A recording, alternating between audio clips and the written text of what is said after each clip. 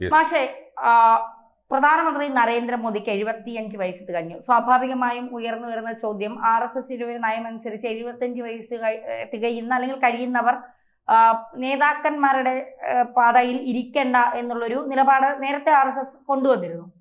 സ്വാഭാവികമായിട്ടും അത്തരത്തിലൊരു ചർച്ച ഒരു ഭാഗത്ത് നിൽക്കുകയാണ്. അപ്പോഴാണ് റിപ്പബ്ലിക് TVയുടെ ഏറ്റവും മുതിർന്ന മാധ്യമ പ്രവർത്തകനായ അർണവ് ഗോസ്വാമി കഴിഞ്ഞ ദിവസം അദ്ദേഹത്തിന് തന്നെ ഒരു പരിപാടിയിൽ അദ്ദേഹം പറയുന്നത്, ഈ കാലഘട്ടത്തിന്റെ അനിവാര്യ ശക്തിയാണ് മോദി.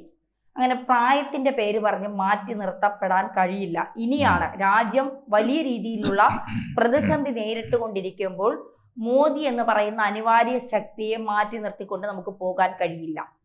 യഥാർത്ഥത്തിൽ അത് അങ്ങനെ തന്നെയാണോ? മോദി എന്ന് പറയുന്ന ഒരു അനിവാര്യ ശക്തിയാണോ ഇന്ത്യക്ക്? മോദിയെക്കുറിച്ച് രാജ്യമൊട്ടാകെ നിലനിൽക്കുന്ന ഒരു ആശങ്കയാണത്.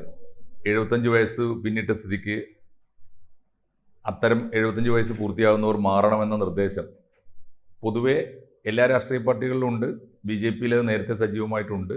മാത്രമല്ല RSS നേതാവ്, RSSന്റെ സർസംഘചാലക് മോഹൻ ഭഗവത്ജി ഇത്തവണ അദ്ദേഹത്തിൻ്റെ സംഘത്തിൻ്റെ 100ാം വാർഷിക പ്രഭാഷണത്തിൽ ഡൽഹിയിൽ പ്രത്യക്ഷമായിട്ടല്ലെങ്കിൽ അങ്ങനെ സൂചിപ്പിക്കുകയും ചെയ്തു.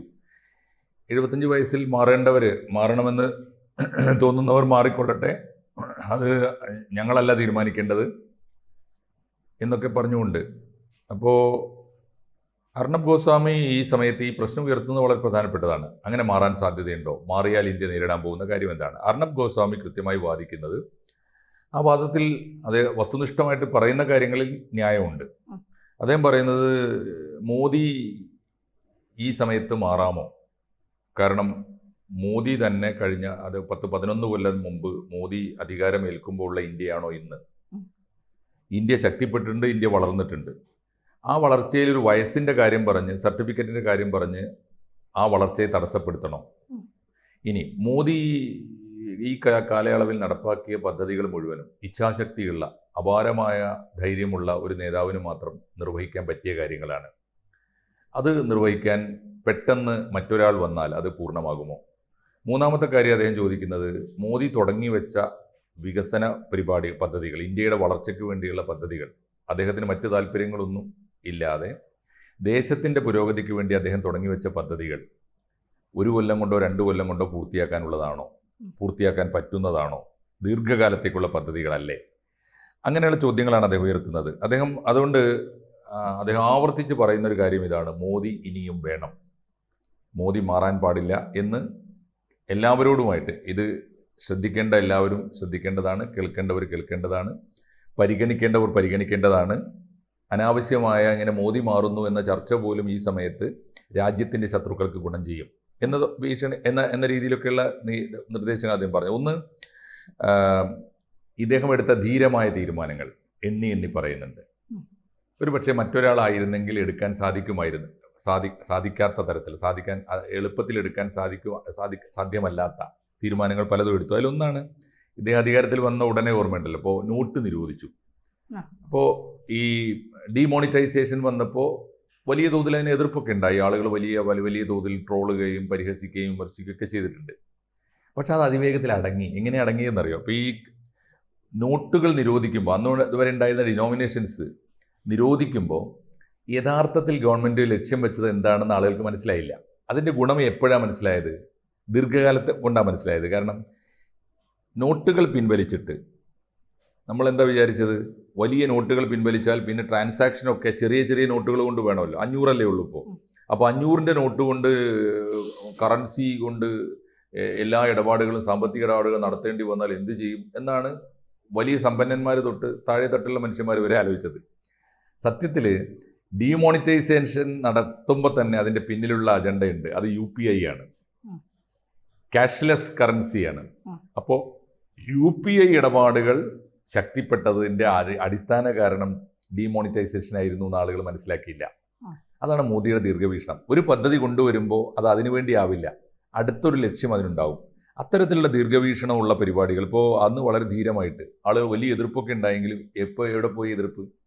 ആർക്കും എതിർപ്പില്ലാതെ. കാരണം UPIയിൽ വലിയ മാറ്റം വന്നു. UPI ഒരു ഒറ്റ മാസം, ഒരു കണക്ക് പറയുന്നുണ്ട് അദ്ദേഹം, ഒരൊറ്റ മാസം 20 ബില്യൺ ഇടപാടുകൾ നടക്കുന്നുണ്ട്. ബില്യൺ ആണേ, മില്യൺ അല്ല. 100 കോടിയാണ് ഒരു ബില്യൺ.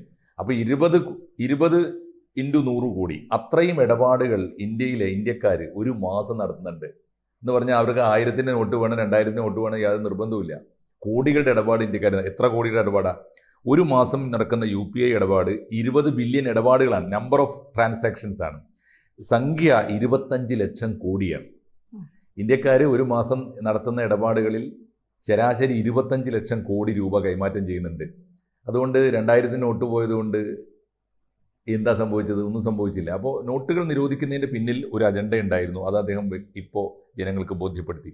2, ഇപ്പോൾ എല്ലാ കാലത്തെയും ഇന്ത്യ ഉണ്ടായ കാലം തൊട്ടേ ഉള്ള ഒരു പ്രധാനപ്പെട്ട വിവാദ വിഷയമാണ് കാശ്മീരിലെ 370-ാം വകുപ്പ്. അത് എടുത്തു മാറ്റിയപ്പോഴും ചില വിവാദങ്ങളൊക്കെ ഉണ്ടായി, വലിയ തോതിലുള്ള കോലാഹലങ്ങളൊക്കെ നടന്നെങ്കിലും ഇപ്പോൾ കാശ്മീർ സമാധാനത്തിലേക്ക് വരികയും കാശ്മീർ കുറേ കൂടി ടൂറിസ്റ്റ് ശാന്തമായി, അവിടെ സ്കൂളുകൾ തുറക്കാൻ തുടങ്ങി, കുട്ടികൾ സ്കൂളിൽ പോകാൻ തുടങ്ങി, ടൂറിസ്റ്റുകൾ വരാൻ തുടങ്ങി, കാശ്മീരികൾക്ക് സമാധാന ജീവിതം വന്നു, പണ്ഡിറ്റുകളൊക്കെ തിരിച്ചു വന്നു. മീൻസ് എല്ലാ അർത്ഥത്തിലും ഇപ്പോൾ കാശ്മീരിലെ 370-ാം വകുപ്പ് എടുത്തു കളഞ്ഞത് ഇപ്പോൾ ആളുകൾക്ക് ബോധ്യപ്പെട്ടു. പക്ഷെ അത് എടുത്ത കാലത്ത് എടുക്കാനുള്ള ധൈര്യം അത് വേണമല്ലോ. അതുപോലെയുള്ള നടപടികൾക്ക് ഇപ്പോൾ അതിന് ചേർത്ത് പറയാവുന്ന ഒരുപാട് കാര്യങ്ങളാണ്. ഇപ്പോൾ എല്ലാ ഗവൺമെൻറ്റുകളും, ഇന്ത്യ ഉണ്ടായിട്ട് ഇന്ന് വരെ ഉണ്ടായ എല്ലാ ഗവൺമെൻറ്റുകളും സമർത്ഥമായി തട്ടിക്കളിച്ച ഒരു ബില്ലാണ് വനിതാ സംവരണ ബില്ല്. അത് കൊണ്ടുവരാൻ ധൈര്യം കാണിച്ചു. ചെറിയ കാര്യമല്ല. ഇപ്പോൾ ഏത് പാർട്ടിയിലും പെട്ട പുരുഷ കേസരികളായ എല്ലാ നേതാക്കന്മാരും ഈ ബില്ലിനെതിരായിരിക്കും. പക്ഷേ എന്നിട്ടും നരേന്ദ്രമോദി ഇത് കൊണ്ടുവന്നു. അപ്പോൾ ഇങ്ങനെയുള്ള ഒട്ടേറെ കാര്യങ്ങൾ എണ്ണി പറഞ്ഞിട്ടാണ് അദ്ദേഹം പറയുന്നത്. അതുപോലെ ഇപ്പോൾ ഈ വന്ന എല്ലാ നിയമങ്ങളും, യൂണിഫോം സിവിൽ കോഡിനെ കുറിച്ച്, അപ്പോൾ അങ്ങനെ മൗലികമായ ഒട്ടേറെ പരിഷ്കാരങ്ങൾ, മുത്തലാഖ് ബില്ല്, ഇങ്ങനെയുള്ള മൗലികമായ ഒട്ടേറെ പരിഷ്കാരങ്ങൾ നടപ്പാക്കാൻ മോദിക്ക് മാത്രമേ സാധിച്ചിട്ടുള്ളൂ.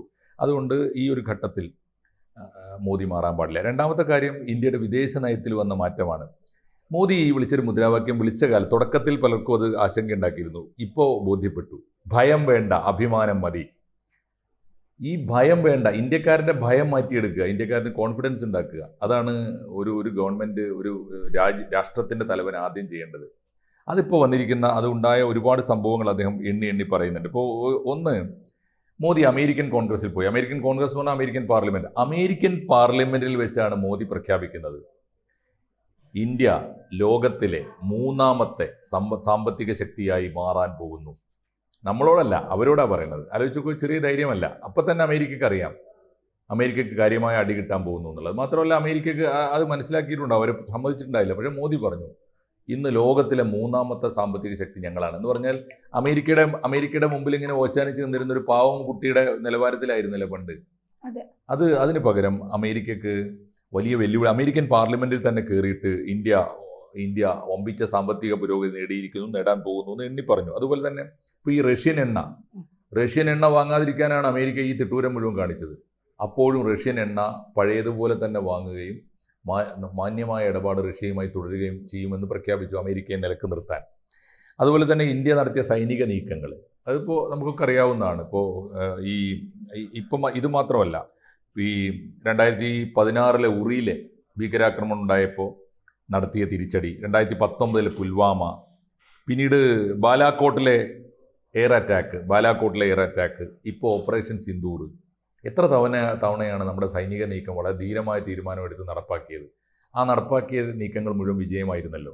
അപ്പോൾ ലോകത്തിൽ വലിയ പ്രതിസന്ധി വരികയാണ്. അപ്പോൾ നമ്മുടെ സൈനിക നീക്കങ്ങളിലും അതുപോലെ തന്നെ നമ്മുടെ സമ്പദ് വ്യവസ്ഥ ഇപ്പോൾ മോദി അധികാരം ഏൽക്കുമ്പോൾ ഉണ്ടായിരുന്നത് $4 ട്രില്യൺ നമ്മുടെ ആസ്തിയായിട്ടുണ്ടായിരുന്നത്. മോദി ഇപ്പോൾ 10 കൊല്ലം ഭരിച്ചു കഴിഞ്ഞപ്പോൾ അത് $10 ട്രില്യൺ ആയിട്ട് വളർന്നിരിക്കുന്നു എന്ന് പറഞ്ഞാൽ എല്ലാ അർത്ഥത്തിലും ഇന്ത്യയുടെ സമ്പദ് വ്യവസ്ഥ വളരുന്നുണ്ട്, വലിയ പുരോഗതി നേടിയിട്ടുണ്ട്. ഒപ്പം തന്നെ നമ്മൾ ആഗോള രംഗത്ത് വലിയ വെല്ലുവിളികൾ നേരിടുന്നുണ്ട്. ഈ സമയത്ത് ഇത്രയും ധീരമായ തീരുമാനങ്ങൾ എടുത്ത് രാജ്യത്തെ മുന്നോട്ട് നയിച്ച മോദിയെ മാറ്റുന്നതിനെക്കുറിച്ചുള്ള ആലോചനകൾ രാജ്യത്തിന് വലിയ ദോഷം ചെയ്യും, രാജ്യത്തിന് വലിയ അപകടം ചെയ്യും. അതുകൊണ്ട് ഞാനിതാ ആവർത്തിക്കുന്നു, മോദി ഇനിയും വേണം എന്ന് പറഞ്ഞുകൊണ്ടാണ് അർണബിൻ്റെ പ്രസംഗം. അർണബ് ഗോസ്വാമി എന്നും ശക്തമായ നിലപാടുകൾ കൊണ്ട് വിവാദപുരുഷനായ ഒരാളാണ്. അദ്ദേഹത്തിൻ്റെ സ്റ്റേറ്റ്മെൻറ്റുകളെ കുറിച്ച് പറയേണ്ടത്, അദ്ദേഹത്തിൻ്റെ നിലപാടുകൾ വളരെ ഷാർപ്പാണ്, വസ്തുനിഷ്ഠമായിരിക്കും. അതിനെതിരെ വലിയ കോലാഹലങ്ങളും വിയോജിപ്പുകളും പരിഹാസങ്ങളും ഒക്കെ ഉണ്ടായാലും അദ്ദേഹം ഉറച്ച നിലപാട് സ്വീകരിക്കും. അർണബ് ഗോസ്വാമിയുടെ ഏറ്റവും ഒടുവിലത്തെ നിലപാടാണ് ഇത്. മോദി മാറാനേ പാടില്ല. അത് എല്ലാവർക്കും ആ സന്ദേശം കിട്ടേണ്ട, ആർക്കൊക്കെയാണോ അത് കിട്ടേണ്ടത് അവർക്കൊക്കെ സ്വീകരിക്കാൻ പറ്റിയ ഒരു മെസ്സേജാണ്. തീർച്ചയായിട്ടും അത് കേൾക്കേണ്ടവർ കേൾക്കുമെന്ന് നമുക്ക് പ്രതീക്ഷിക്കാം. ഓക്കെ.